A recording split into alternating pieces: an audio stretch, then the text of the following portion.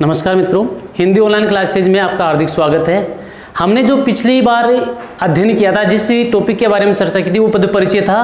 और उस पद परिचय में हमने चर्चा की थी संज्ञा की, सर्वनाम की।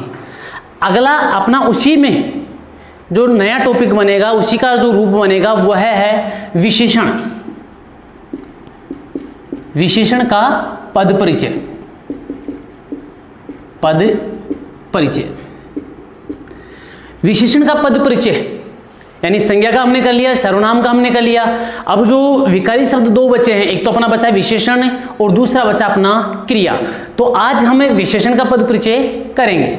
विशेषण का पद परिचय करने के लिए हमें विशेषण के प्रकारों का ध्यान होना चाहिए। हिंदी भाषा में मुख्यतः विशेषण के जो प्रकार होते हैं वो चार होते हैं। कितने प्रकार के होते हैं विशेषण? चार प्रकार के। सबसे पहला गुणवाचक विशेषण, दूसरा है संख्यावाचक विशेषण, तीसरा जो अपना विशेषण का प्रकार आता है वो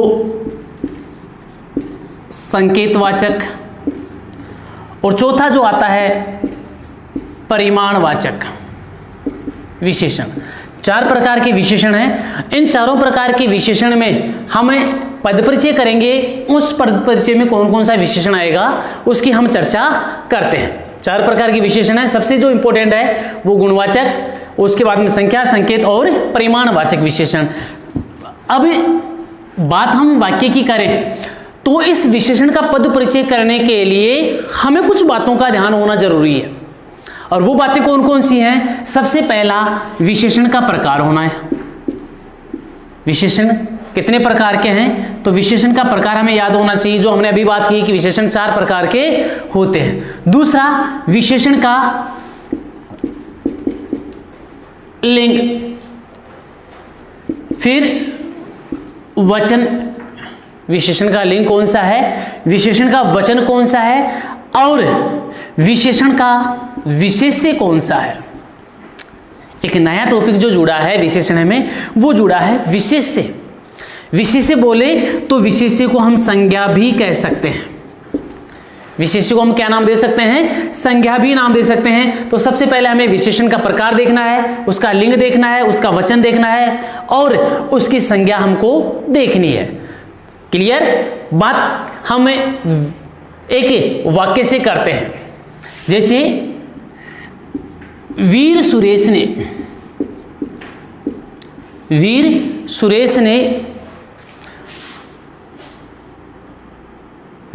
ने सभी या सब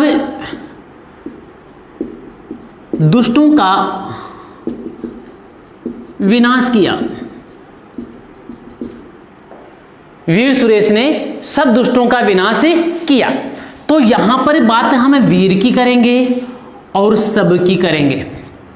किसकी करेंगे? एक तो वीर शब्द की और एक सब शब्द की। तो सबसे पहले वीर शब्द की हम चर्चा करें तो वीर कौन सा विशेषण है? तो वीर सबसे पहले विशेषण में इसकी जो गणना की जाएगी वो आएगा गुणवाचक विशेषण। कौन सा वाचक विशेषण है? गुणवाचक। भाई सुरेश की विशेषता बताई जा रही है तो वीर, कायर, डरपोक, बहादुर, ये गुणवाचक विशेषण है। ठीक है, गुणवाचक विशेषण। गुणवाचक विशेषण के बाद में वीर शब्द का लिंग कौन सा है? तो वीर शब्द किसके बारे में आया? सुरेश के बारे में। तो यहां पर क्या आएगा? पुल्लिंग। ठीक है, फिर आएगा वचन। तो बात किसके लिए की जा रही है? सुरेश के लिए की जा रही है। सुरेश के लिए की जा रही है तो वीर शब्द सुरेश का बोध करवा रहा है कि सुरेश कैसा लड़का है? वीर है। तो वचन सुरेश केवल एक के लिए आया है तो वीर शब्द कौन सा आएगा? एक वचन। कौन सा वचन आएगा? एक वचन। अब चौथी जो बात आई है वो विशेष्य की आई है। किसकी बात आई है? विशेष्य। अब विशेष्य हमने बात के लिए कि संज्ञा होता है तो यहां वीर शब्द विशेषण हो गया और इस वीर शब्द विशेषण का विशेष्य क्या होगा? सुरेश। तो लिख दीजिए वीर विशेषण हो गया और इस वीर विशेषण का सुरेश क्या बन जाएगा? विशेष्य बन जाएगा। वीर विशेषण बन जाएगा, और इस वीर विशेषण का जो विशेष्य बनेगा वो कौन बनेगा? सुरेश बनेगा, मतलब सुरेश संज्ञा है। क्लियर? ठीक है, हमने वीर शब्द की हमने बात की, इसका पद परिचय किया, तो गुणवाचक विशेषण है, पुल्लिंग है, एक वचन है, और एक वचन होने के बाद जो वीर विशेषण आएगा, विशेषण आ गया, और विशेषण का विशेष्य कौन बनेगा? सुरेश बनेगा। क्लियर? यहां पर अगला शब्द आता है सब। अब सब शब्द की बात करें तो सब एक नहीं, दो नहीं, सभी व्यक्तियों को, जो दुष्ट व्यक्ति हैं उनका उन्होंने क्या किया है? विनाश किया। तो सब शब्द जो आएगा, एक बात और देख लीजिए, यहां वीर शब्द की बात आई है, तो विशेषण जो होते हैं उस विशेषण में 3 अवस्थाएं होती है। विशेषण की कितनी अवस्था होती है? 3 अवस्था। पहली जो अवस्था होती है वो मूलावस्था। पहली अवस्था कौन सी होती है? मूलावस्था। दूसरी उत्तरावस्था, और तीसरी होती है वो होती है उत्तमावस्था। कौन सी अवस्था? उत्तमावस्था। मूलावस्था, किसी के साथ कोई कंपैरिजन नहीं किया जाता, किसी के साथ कोई तुलना नहीं की जाए, वो कहलाती है मूलावस्था। जैसे श्याम कक्षा में होशियार है।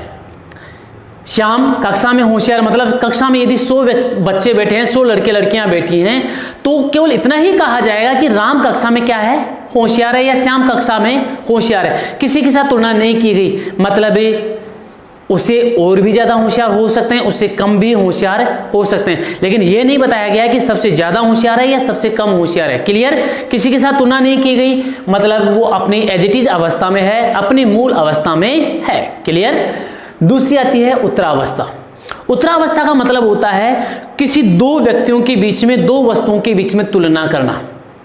या तो 2 व्यक्तियों के बीच में तुलना करेंगे, या फिर हमें 2 वस्तुओं के बीच में तुलना करेंगे और किसी एक वस्तु को या एक व्यक्ति को अधिक अच्छा या बुरा बताएंगे, बदले दूसरे में एक को अच्छा बताएंगे या बुरा बताएंगे, तो वो कौन सी कहलाएगी? उत्तरावस्था। जैसे मैं कहूं कि श्याम राम से होशियार है। राम से होशियार है, कौन है? श्याम। श्याम राम से होशियार है, मतलब 2 के बीच में तुलना की गई, राम और श्याम के बीच में। तो राम और श्याम के बीच में तुलना की गई, तो राम को कम होशियार बताया गया और श्याम को ज्यादा होशियार बताया गया, मतलब 2 के बीच में तुलना की गई, उत्तरावस्था।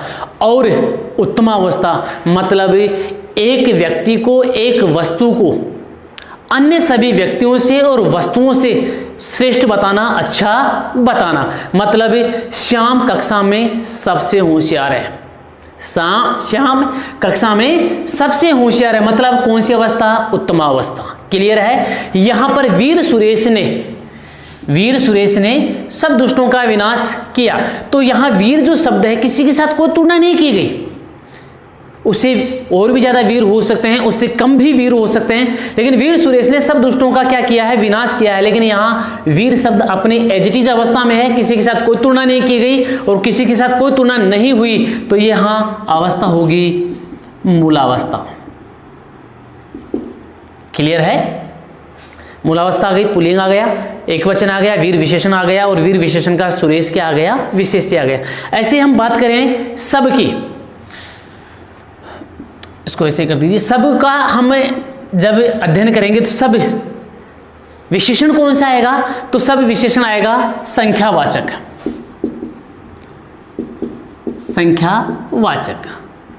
संख्यावाचक विशेषण है, और संख्यावाचक विशेषण के बाद सब दुष्टों का विनाश किया, सब राक्षसों का विनाश किया, सब राक्षसों का, दुष्टों का मतलब पुरुषों का ही विनाश किया। कोई दुष्ट राक्षस थे उनका ही क्या किया है?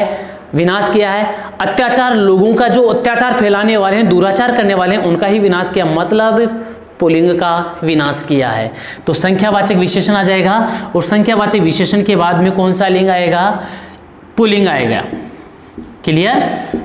यहां पर वीर सुरेश ने सब राक्षसनियों का विनाश किया, दुष्ट नारियों का विनाश किया, तो यहां दुष्ट नारियों का विनाश किया, तो फिर वहां क्या आ जाएगा? स्त्रीलिंग आ जाएगा। क्लियर? लेकिन सब दुष्टों का विनाश किया, यहां पर दुष्टों का विनाश किया, दुष्ट यहां शब्द अपने आप में पुल्लिंग है। क्लियर? पुल्लिंग आ गया। फिर आ गया एक वचन, सबका विनाश किया है। सबका विनाश किया मतलब एक वचन तो नहीं हो सकता, तो वचन कौन सा आएगा? बहुवचन आएगा। क्लियर? बहुवचन आ गया। फिर चौथी जो बात आई है वो कौन सी आएगी? विशेष्य। तो क्लियर है, सब विशेषण हो गया और दुष्ट क्या हो गया? संज्ञा हो गई। दुष्ट क्या हो गया? संज्ञा। यहां पर राक्षस नाम भी दे सकते हैं, सब राक्षसों, सब राक्षसों का क्या किया है? विनाश किया। तो राक्षस क्या हो जाएगा? संज्ञा हो जाएगी और सब क्या हो जाएगा? विशेषण हो जाएगा। क्लियर है? यहां पर राक्षस कर दो ताकि अच्छा बेहतर समझ में आए। सब राक्षसों का क्या किया? विनाश किया। तो यहां राक्षस क्या आ जाएगा? विशेष्य आ जाएगा। राक्षस विशेष्य आ गया और सब क्या आ गया? विशेषण आ गया। क्लियर है? अच्छी तरह से समझना। राक्षस विशेष्य और सब क्या आ जाएगा? आपका विशेषण आ जाएगा। क्लियर? वीर विशेषण आ गया, सुरेश विशेष्य आ गया, सब विशेषण आ गया और राक्षस क्या आ गया? विशेष्य आ गया। क्लियर? अब ऐसा ही एक वाक्य और ले लेते हैं ताकि अच्छी तरह से समझ में आए। अगला जो वाक्य है वो है श्रेष्ठतम या श्रेष्ठ पुरुष इन बातों पर, इन बातों में या इन बातों पर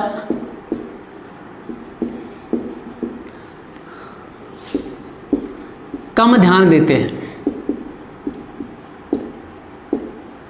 कम ध्यान देते हैं। इन बातों में कर दो, इन बातों पर कम ध्यान देते हैं, कोई सा एक कर दीजिए। अब श्रेष्ठ शब्द का हम पद परिचय करेंगे, इन शब्द का पद परिचय करेंगे और कम शब्द का क्या करेंगे? पद परिचय करेंगे। तो सबसे पहले श्रेष्ठतम है या श्रेष्ठ है, इसका हमको पता है कि श्रेष्ठ शब्द है तो गुणवाचक विशेषण है, लेकिन गुणवाचक विशेषण में भी मूलावस्था, लेकिन श्रेष्ठतम आ जाता तो कौन सी अवस्था आ जाती? उत्तरावस्था। क्लियर? तो सबसे पहले गुणवाचक विशेषण। क्लियर है? गुणवाचक विशेषण के बाद में मूलावस्था आ गई। ठीक है? मूलावस्था के बाद में लिंग श्रेष्ठ पुरुष, श्रेष्ठ नारियां नहीं है, यदि नारियां आती तो स्त्रीलिंग आ जाता, पुरुष आया तो कौन सा आएगा? पुल्लिंग आएगा। दोनों का हम साथ करें, यदि स्त्री आए तो स्त्रीलिंग और पुरुष आए तो पुल्लिंग। वचन श्रेष्ठ पुरुष इन बातों में कम ध्यान देते हैं या इन बातों पर कम ध्यान देते हैं, मतलब जितने भी श्रेष्ठ पुरुष हैं वो सबके सभी अनर्गल बातों में कम ही ध्यान देते हैं। मतलब यहां पर वचन बहुवचन। समझ में आ रहा है? कौन सा वचन है? बहुवचन। साथ में विशेष्य कौन सा आएगा? तो देख लीजिए, श्रेष्ठ तो अपना विशेषण है, श्रेष्ठ तो क्या आएगा? अपना विशेषण आ गया और इस विशेषण का विशेष्य क्या होगा? पुरुष। तो यहां पर पुरुष बन जाएगा अपना विशेष्य। क्लियर? अब ऐसा ही इन बातों पर, अब इन शब्द जो आया है वो भी एक विशेषण है, लेकिन विशेषण कौन सा है वो देख लीजिए। विशेषण इनमें आएगा आपका संकेतवाचक। कौन सा? संकेतवाचक। संकेतवाचक विशेषण। अब संकेतवाचक विशेषण को हम थोड़ा सा इधर ले लें, उधर दिखाई नहीं देगा आपको। संकेतवाचक विशेषण किसकी बात करेंगे? इनकी। तो इन हो गया आपका संकेतवाचक विशेषण, संकेतवाचक विशेषण, जिसको हम दूसरा नाम क्या देते हैं? सार्वनामिक विशेषण। सार्वनामिक विशेषण। सार्वनामिक विशेषण होने के बाद में इन बातों में कम ध्यान देते हैं, मतलब बात अपने आप में स्त्रीलिंग है या पुल्लिंग है? कौन सी है? स्त्रीलिंग होगा या पुल्लिंग होगा? सोच के बताइए। इन बातों में कम ध्यान देते हैं, इन बातों पर कम ध्यान देते हैं। बात अच्छी हो या अच्छा? बात अच्छी या अच्छा? तो बात अच्छी होती है, बात बुरी होती है, ना कि बात अच्छा होता है। क्लियर? तो इन शब्द क्या आएगा? स्त्रीलिंग। स्त्रीलिंग हो गया। स्त्रीलिंग होने के साथ वचन इन बातों में, मतलब बातें बहुवचन। कौन सा वचन? बहुवचन। आगे विशेष्य, इन आपका विशेषण बनेगा और बात आपका क्या बनेगी? विशेष्य बनेगा। तो इन विशेषण, राइट, और बात आपकी क्या बनेगी, बात जातिवाचक संज्ञा या भाववाचक संज्ञा, बात संपूर्ण प्रकार की बातें आ गई, बात जातिवाचक, कौन सा, बात विशेष्य। क्लियर है, संकेतवाचक विशेषण आएगा, स्त्रीलिंग आएगा, बहुवचन आएगा और इन विशेषण और बात विशेष्य बनेगा। अगली अपनी जो चर्चा होगी वो कम ध्यान देते हैं, कम है, तो कम क्या आएगा,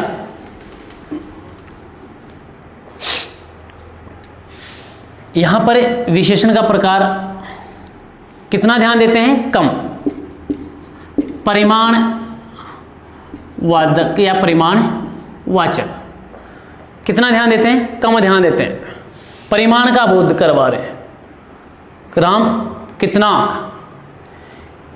इसके लिए परिमाणवाचक साथ में। दूसरा आएगा लिंग, कम पुल्लिंग, लिंग क्या आएगा, पुल्लिंग। ध्यान देते हैं, कौन सा ध्यान देते हैं, कम ध्यान देते हैं, तो कौन सा आएगा आपका परिमाणवाचक। अब कम ध्यान देते हैं, मूल अवस्था आएगी, कौन सी अवस्था आएगी, मूल अवस्था। भाई कितना कम ध्यान देते हैं, सबसे कम ध्यान देते हैं, थोड़ा सा कम ध्यान देते हैं, तो ये अवस्था कौन सी है, ये कम ध्यान देते हैं। किसी के साथ कोई कंपैरिजन नहीं हुआ, कोई कंपैरिजन नहीं हुआ, मतलब मूलावस्था और परिमाणवाचक विशेषण। क्लियर है। लिंग कौन सा आएगा, कम ध्यान देते हैं, ध्यान अच्छा है या अच्छी है, देख लीजिए, तो ध्यान अपना क्या आ जाएगा, पुल्लिंग आ जाएगा। क्लियर है। पुल्लिंग के बाद में वचन, कम ध्यान देते हैं, कम ध्यान देते हैं। ये कम ध्यान, कम अपने आप में कैसा है, एक वचन। कौन सा वचन है, एक वचन। इसका ध्यान कितना है, कम है, कितना कम है। अब बहुत आ जाता तो बहुवचन में, लेकिन कम एक वचन में। अब विशेष्य क्या बनेगा इसका, तो कम तो विशेषण बन गया, कम तो क्या बन गया अपना, विशेषण बन गया, और ध्यान क्या बन गया, विशेष्य बन गया। ध्यान क्या बन गया, विशेष्य बन गया। समझ में आया। तो श्रेष्ठ की बात कर ली, इनकी बात कर ली और कम की बात कर ली। कम जो है अपना परिमाणवाचक विशेषण पुल्लिंग आ गया, एक वचन आ गया, कम विशेषण, और ध्यान इसका क्या बन गया, विशेष्य बन गया। इस प्रकार हमने विशेषण के पद परिचय की हमने चर्चा की है। अब अपना जो अगला टॉपिक आएगा, विशेषण के बाद में विकारी शब्दों के अंतर्गत आता है, वह विकारी शब्द आएगा अपना क्रिया। क्रिया जैसे कि हमने पहले इसका अध्ययन किया था, क्रिया कितने प्रकार की होती है, दो प्रकार की। भाई कर्म के आधार पर कितने प्रकार की होती है, दो प्रकार की, एक सकर्मक क्रिया और दूसरी अकर्मक क्रिया। इसके अलावा प्रयोग और संरचना के आधार पर 8 प्रकार की होती है। कितने प्रकार की, 8 प्रकार की। लेकिन अधिकांशतः जो प्रश्न होते हैं वो कर्म के आधार पर, और कुछ जैसे प्रेरणार्थ क्रिया है, इसके अलावा आपका पूर्वकालिक क्रिया है, इनका भी प्रयोग किया जाता है। तो कर्म के आधार पर क्रिया 2 प्रकार की। तो हम करेंगे क्रिया का पद परिचय। किसका परिचय, क्रिया का पद परिचय। क्रिया का पद परिचय करने के लिए क्रिया के प्रकार जो कर्म के आधार पर 2 हैं और अर्थ व प्रयोग और संरचना के आधार पर 8 हैं, तो क्रिया के प्रकारों का हमें ध्यान होना चाहिए। क्लियर। फिर इसके अलावा क्रिया का लिंग, वचन, काल, वाच्य।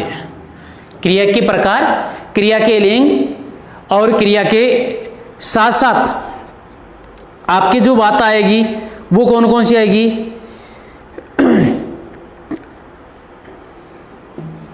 वाच्य की आएगी। अब वाच्य ये कितने प्रकार हो गए, 1 2 3 4 और 5।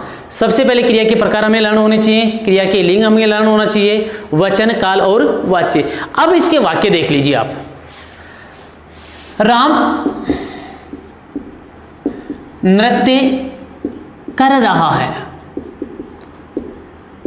राम नृत्य कर रहा है। हमें क्रिया की पूरी बातें इनमें, ये जो वाक्य हमने लिखा है ये सारी बातें इसमें है कि नहीं है, तो वो देख लीजिए। यहां सबसे पहले क्रिया का जो प्रकार आया है, यहां क्रिया कौन सी है, कर रहा है। वाक्य में क्रिया कौन सी है, कर रहा है। अब कर रहा है, हमको क्रिया का रूप देखना है कि प्रकार कौन सा निकल कर आया है। तो इसके लिए तो हमने बात की थी कि क्रिया सकर्मक में जाएगी या अकर्मक में जाएगी, तो यहां पर क्या, किसे और किसको, क्या किसे और किसको, कर्ता क्रिया से 3 प्रश्न करेगा, क्या किसे और किसको। राम क्या कर रहा है, नृत्य। राम किसे कर रहा है, नृत्य को रहा है। किसको कर रहा है, नृत्य को कर रहा है। तो यहां पर उत्तर की प्राप्ति हो गई, तो उत्तर की प्राप्ति होते ही क्रिया कौन सी आएगी, सकर्मक। कौन सी आएगी, सकर्मक क्रिया। अकर्मक भी आ सकती है, लेकिन यहां पर कौन सी क्रिया का प्रयोग किया गया, सकर्मक क्रिया का। राम नृत्य कर रहा है, क्रिया कर रहा है, लिंग कौन सा है, पुल्लिंग। यहां पर स्त्रीलिंग आता कब, जब सीता की बात आती, सीता नृत्य कर रही है, कर रही है, क्रिया कौन सी आ जाती, स्त्रीलिंग आ जाती। यहां राम के लिए आया, पुल्लिंग आ गया। वचन कर रहा है मतलब एक वचन, नृत्य कर रहे हैं तो क्या बन जाता, बहुवचन बन जाता। कौन सा वचन बन गया, एक वचन। ठीक है। काल नृत्य कर रहा है, काल अपने हिंदी भाषा में 3 होते हैं, हिंदी व्याकरण में कितने होते हैं, 3, भूतकाल, वर्तमान काल और भविष्यत काल। तो यहां पर कर रहा है, वर्तमान समय का बोध करवा रहा है। कौन से समय का बोध, वर्तमान समय का बोध करवा रहा है। साथ में वाच्य, हमने वाच्य टॉपिक पढ़ा था, उसमें पता किया था कि वाच्य 3 प्रकार के होते हैं। पहला कर्तवाच्य, दूसरा कर्मवाच्य और तीसरा भाववाच्य। तो देखिए इसमें कौन सा वाच्य है, राम नृत्य कर रहा है, सीता नृत्य कर रही है, बच्चे नृत्य कर रहे हैं। मतलब यहां पर कर्ता इंपॉर्टेंट है। इंपॉर्टेंट कौन है, कर्ता इंपॉर्टेंट है, और कर्ता इंपॉर्टेंट होने के बाद ही क्रिया का कर्ता के रूप में क्या आ रहा है, रूप निकल कर आ रहा है। तो यहां पर कौन सा वाच्य, कर्तृवाच्य। क्लियर, 5 बातें हो गई, सकर्मक क्रिया हो गई, पुल्लिंग हो गया, एक वचन हो गया, वर्तमान काल हो गया, और अंतिम बात कौन सा वाच्य हो गया अपना, कर्तृवाच्य। दूसरा वाच्य और देख ले, दूसरी बात और कर लेते हैं। राम या दूसरा राकेश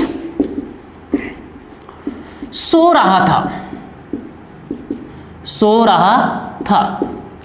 अब यहां पर जो बात आएगी वो सो रहा था क्रिया की बात है, सो से सोना, रहा से रहना। तो यहां पर क्रिया का जो प्रकार आया वही 3 बातों के लिए आएगा। राकेश क्या सो रहा था, राकेश किसे सो रहा था, राकेश किसको सो रहा था। क्योंकि सो तो क्रिया है अपने आप में नींद आती है, कितना ही प्रयास कर लो नींद आएगी ही आएगी। तो सोना अपने आप में क्या है, एक क्रिया है। तो क्रिया और रहना, सोना और रहना दोनों क्रिया है। राकेश यहां पर करता है, कर्ता क्रिया से 3 प्रश्न करेगा, क्या किसे और किसको।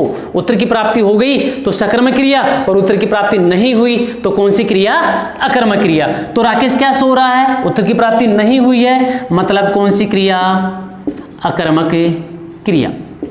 क्लियर, अकर्मक क्रिया। लिंग सो रहा है, मतलब सो रहा था, पुल्लिंग आ गया। सो रही थी, स्त्रीलिंग आ जाएगा।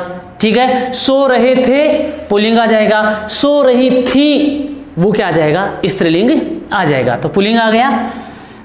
वचन, एक वचन, सो रहे थे, तो यहां पर क्या आ जाता है, बहुवचन आ जाता। काल सो रहा था, मतलब बीते हुए समय का बोध करवा रहा है, बीते हुए समय का बोध कर गया तो कौन सा काल बन गया, भूतकाल।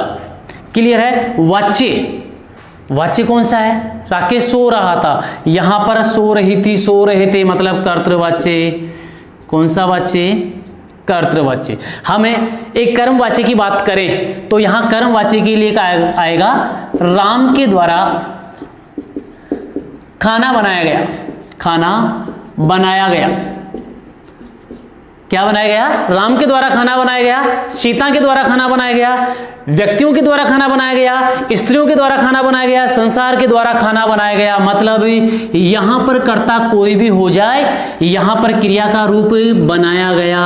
मतलब यहां इंपॉर्टेंट कर्ता नहीं है, इंपॉर्टेंट यहां पर कर्म है। तो यहां पर यदि इसकी बात की जाए वाक्य की, तो यहां पर कौन सा क्रिया का रूप आएगा, सकर्मक क्रिया है, सकर्मक क्रिया।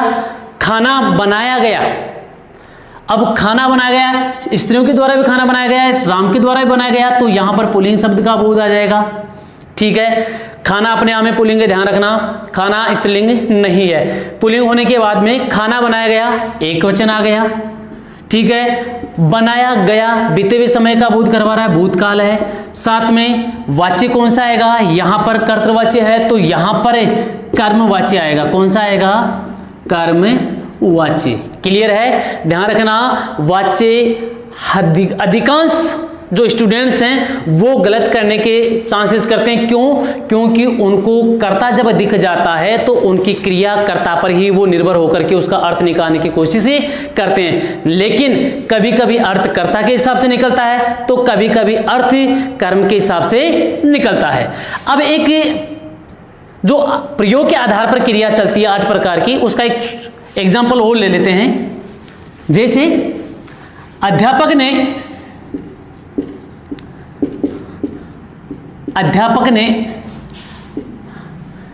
छात्रों से पाठ पढ़वाया, यानी अध्यापक ने अपना कार्य नहीं किया, कार्य किसने किया, छात्रों ने किया है। अध्यापक ने केवल उनको गाइड किया है, उनको केवल दिशा निर्देश ही दिया है। अब यहां पर पढ़वाया क्रिया तो यही है ना, तो पढ़वाया क्रिया है क्या, यहां पर एक व्यक्ति चाहे वो छोटा हो या बड़ा हो, देखो नौकर मालिक को भी दिशा दे सकता है, निर्देश दे सकता है, आज्ञा दे सकता है, मालिक को भी वो कार्य करने के लिए मजबूर कर सकता है। तो एक मालिक नौकर से भी कार्य करवा सकता है। जो भी कार्य करवाया जाएगा वो क्या होगा, प्रेरणा के रूप में होगा। किसके रूप में, प्रेरणा के रूप में। तो यहां अध्यापक पढ़ सकता है, लेकिन अध्यापक ने किससे कार्य करवाया, छात्रों से कार्य करवाया। छात्रों से कार्य करवाया मतलब कौन सी क्रिया है, प्रेरणार्थक क्रिया, प्रेरणार्थक क्रिया, ठीक है। प्रेरणार्थक क्रिया होने के साथ साथ लिंग, पाठ पढ़वाया पुल्लिंग का आया, ठीक है। वचन पढ़वाया एक वचन आया। काल कौन सा आया, पढ़वाया बीते हुए समय का। या ऐसे कर लें, अध्यापक छात्रों से पाठ पढ़वाएंगे, तो पढ़वाएंगे तो कौन सा काल आ जाएगा, भविष्यति काल। लेकिन पढ़वाया बीते हुए समय का बोध करवाया तो भूतकाल आ जाएगा। वाच्य क्या आएगा, यहां पर अध्यापक आ गया। अध्यापक यहां पर पुल्लिंग है, स्त्रीलिंग भी हो सकता है। जैसे अध्यापिका ने छात्रों से पाठ पढ़वाया, ठीक है। तो यहां पर अध्यापक इंपॉर्टेंट नहीं है, इंपॉर्टेंट क्या है, पाठ पढ़वाया। पाठ इंपॉर्टेंट है तो पाठ इंपॉर्टेंट हुआ तो पाठ के हिसाब से वाक्य का क्रिया का रूप निकल कर आया वाक्य में, तो यहां पर अपना कौन सा वाच्य होगा, कर्म वाच्य। समझ में आया। प्रेरणार्थक क्रिया, दूसरों को दिशा निर्देश दिया जा रहा है, दूसरों को कार्य करवाया जा रहा है। स्वयं व्यक्ति इसमें कार्य नहीं करता, दूसरे व्यक्ति कार्य करते हैं, ठीक है। जैसे ऐसी व्यवस्था है, जैसे बच्चा छोटा होता है, पिताजी बड़े होते हैं, तो पिताजी को बच्चे कहेंगे पिताजी मेरे लिए नोटबुक से लेकर आना, किताबें लेकर आना, बुक से लेकर आना, तो बच्चे की कई भी बात पिताजी मानेंगे। मतलब बच्चा अपने पिता को दिशा निर्देश दे रहा है, एक बात कह रहा है जिसको पिता को माननी पड़ेगी। आज नहीं मानेगा, कल मानेंगे, तो माननी जरूर है, लेकिन ये बात जो मानी गई है वो क्या कहलाएगी, एक प्रेरणा कहलाएगी। तो यहां कौन सी क्रिया होगी, प्रेरणार्थक क्रिया। समझ में आ गया। क्रिया का पद परिचय, क्रिया का पद परिचय करने के लिए क्रिया के प्रकारों का हमें ज्ञान होना चाहिए, उसका लिंग कौन सा है, उसके वचन कौन से हैं, काल कौन से हैं और उसका वाच्य कौन सा है। ये तो हो गई अपने बात विकारी शब्दों की, जिसमें संज्ञा का, सर्वनाम का, विशेषण का और क्रिया का हमने कर लिया है। अब बात चलती है अविकारी शब्द। अब अविकारी जो शब्द होंगे वो अविकारी शब्द भी 4 प्रकार के होंगे, लेकिन 4 प्रकारों में सबसे जो बढ़िया और सबसे जो इंपॉर्टेंट चीज है वो है आपका क्रिया विशेषण। जैसे हमने 4 प्रकार किए थे कि पहला क्रिया विशेषण, दूसरा समुच्चय बोधक, तीसरा विस्मयादि बोधक और चौथा अपना आता है संबंधी बोधक। तो हम सबसे पहले अविकारी शब्दों में पद परिचय करेंगे वो क्रिया विशेषण का।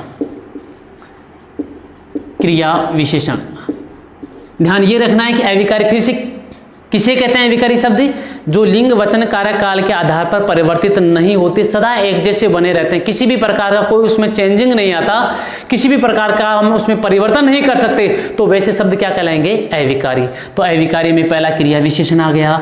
दूसरा आता है अपना समुच्चय बोधक, समुच्चय बोधक।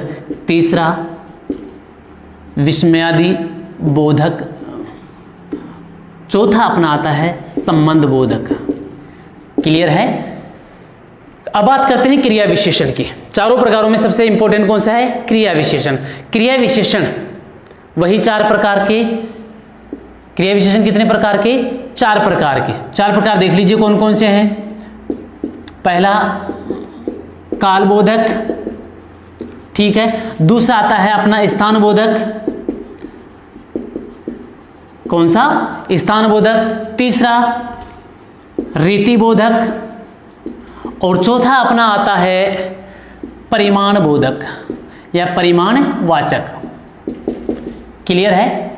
परिमाण बोधक। अब ये शब्द हमको याद रखने हैं। काल बोधक कौन सा, स्थान बोधक कौन सा, क्योंकि हमने पिछले जब चैप्टर पढ़ा था तो उसमें हमने काल बोधक के शब्दों की बात की थी।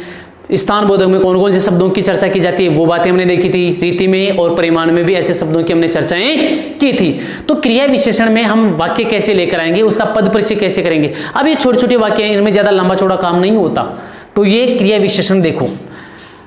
राधा धीरे चलती है। राधा धीरे चलती है। अब चलती है क्रिया। चलती है क्या है? क्रिया। अब इस क्रिया की विशेषता बताई गई। कैसे? धीरे। अब मैं ये पूछूं कि जब हमने पिछले टॉपिक में क्रिया विशेषण के 4 उपभेद किए थे, ठीक है, भेद किए थे, उन भेदों में से हमने जो धीरे शब्द लेकर आए थे वो कौन से प्रकार का था? काल का था, स्थान का था, रीति का था या परिमाण का था? तो हमने इसके लिए एक मेथड यूज किया था। वो मेथड क्या था कि क्रिया शब्दों के साथ हम प्रश्न करेंगे। कब करेंगे, कहां करेंगे, कितना करेंगे और कैसे करेंगे। क्योंकि 4 प्रकार हमने देखे थे। 4 प्रकार में हमने 4 प्रश्न रखे थे और 4 प्रश्न हम इसके साथ कौन सा सटीक बैठता है उसको देखेंगे। राधा कब चलती है? नहीं बैठ रहा। राधा कहां चलती है? नहीं बैठ रहा। राधा कितना चलती है? ये भी नहीं बैठ रहा। लेकिन ये जरूर बैठ रहा है कि राधा कैसे चलती है।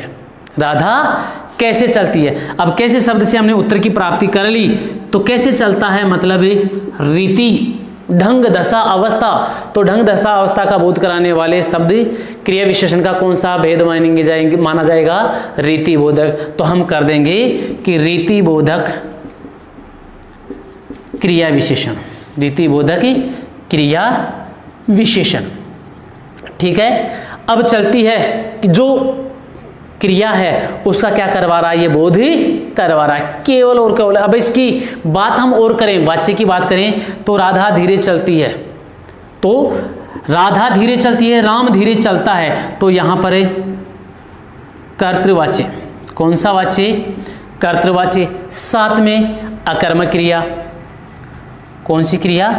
अकर्मक क्रिया। साथ में हम इसका लिंग देखें तो स्त्रीलिंग।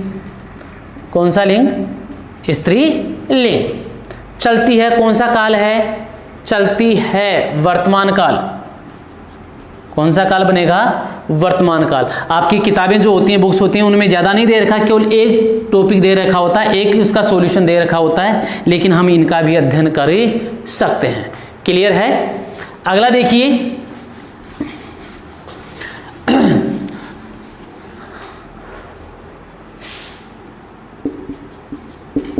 लड़के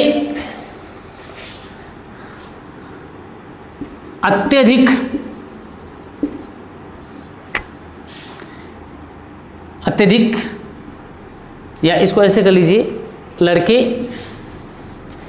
क्रिकेट अत्यधिक खेलते हैं या ज्यादा खेलते हैं। अत्यधिक भी कर सकते हैं, ज्यादा भी कर सकते हैं।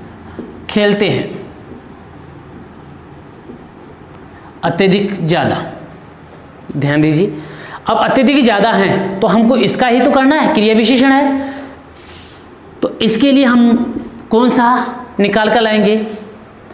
कालबोधक का तो हो ही नहीं सकता, स्थान बोधक का भी नहीं हो सकता, कैसे खेलते हैं ये भी नहीं हो सकता। लेकिन इतना हो सकता है, कितना खेलते हैं? ज्यादा खेलते हैं, बहुत ज्यादा खेलते हैं, बहुत अत्यधिक खेलते हैं। तो अत्यधिक परिमाण वाचक क्रिया विशेषण, परिमाणवाचक क्रिया विशेषण। साथ में परिमाणवाचक क्रिया विशेषण है, क्या खेलते हैं, क्रिकेट खेलते हैं, सकर्मक क्रिया के रूप में भी आता है।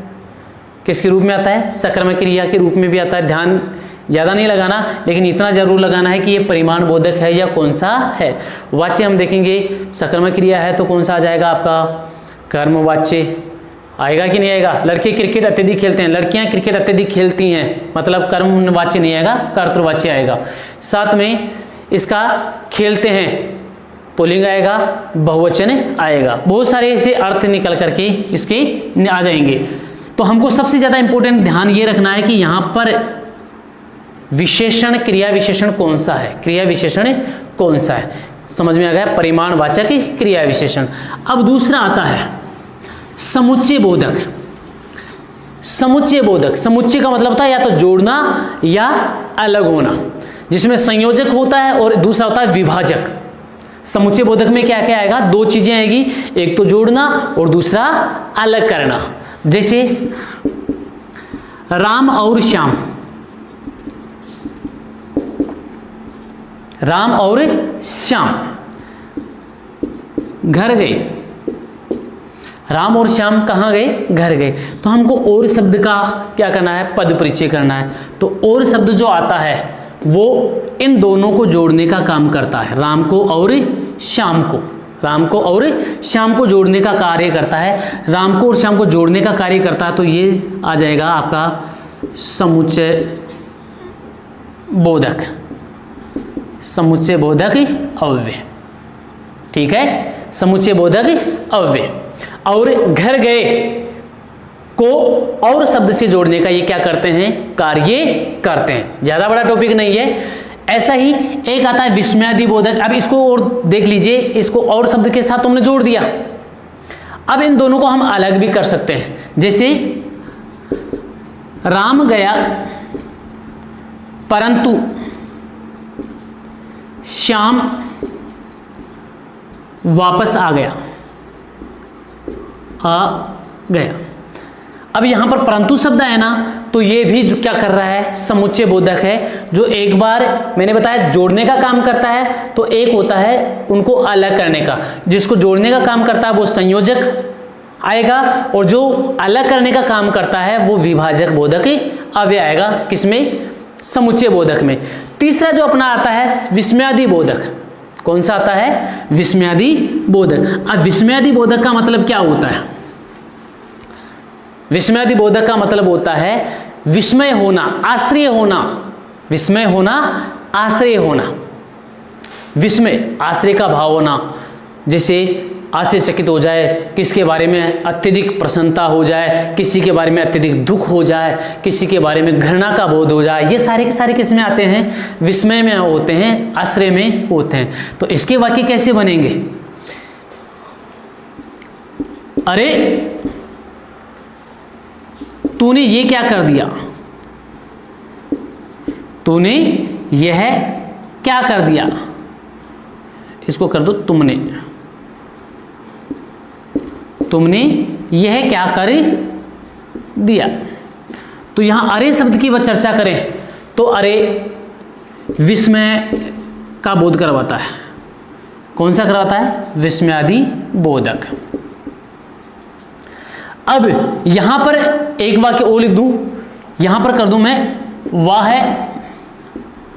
मजा आ गया, मजा आ गया।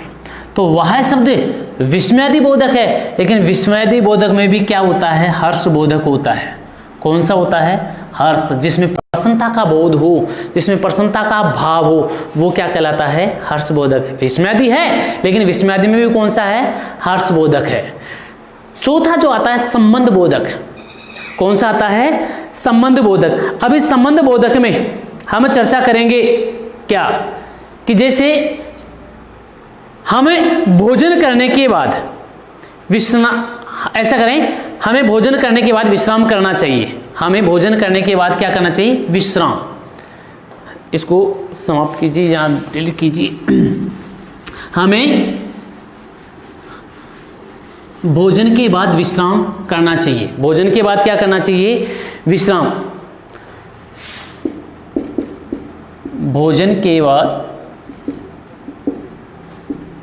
विश्राम करना चाहिए, विश्राम करना चाहिए। अब भोजन के बाद है, तो ये के बाद है ना, वो संबंध बोधक है, क्योंकि भोजन का संबंध किसके साथ है? विश्राम के साथ है, और इस भोजन को विश्राम के साथ जोड़ कौन रहा है? के बाद। तो यहां के बाद जो होगा वो आएगा आपका संबंध बोधक। कौन सा आएगा? संबंध बोधक। दोस्तों ध्यान दीजिए, आपका जो सबसे इंपॉर्टेंट चीज आता है वो विकारी शब्द आते हैं। विकारी के बाद में आपके जो अविकारी शब्द आते हैं, उस अविकारी में क्रिया विशेषण आता है। लेकिन छोटे छोटे कुछ कुछ वाक्य समुच्चय बोधक के भी आ जाते हैं, कभी विस्मयादि बोधक के भी आ जाते हैं, कभी संबंध बोधक के भी आ जाते हैं। तो ये ज्यादा इतना डीपली नहीं है, इतना ज्यादा इसका रूप विस्तृत नहीं है, केवल और केवल इस अव्यय का नाम ही बताना पड़ता है। बल्कि आपको क्रिया विशेषण का भी ऐसा ही किया है मैंने, समुच्चय बोधक का भी ऐसे बताया है, जबकि विकारी जो शब्द होते हैं उनका हमको पूरा डिटेल में वर्णन करना होता है। आज के इस टॉपिक में पद परिचय का जो टॉपिक बना था, वो पद परिचय का टॉपिक यहीं पर खत्म होता है। दोस्तों यदि यह वीडियो आपको अच्छा लगे तो इसको ज़्यादा से ज़्यादा शेयर कीजिए, ज़्यादा से ज़्यादा इसको लाइक कीजिए और ज़्यादा से ज़्यादा इसको सब्सक्राइब कीजिए। धन्यवाद।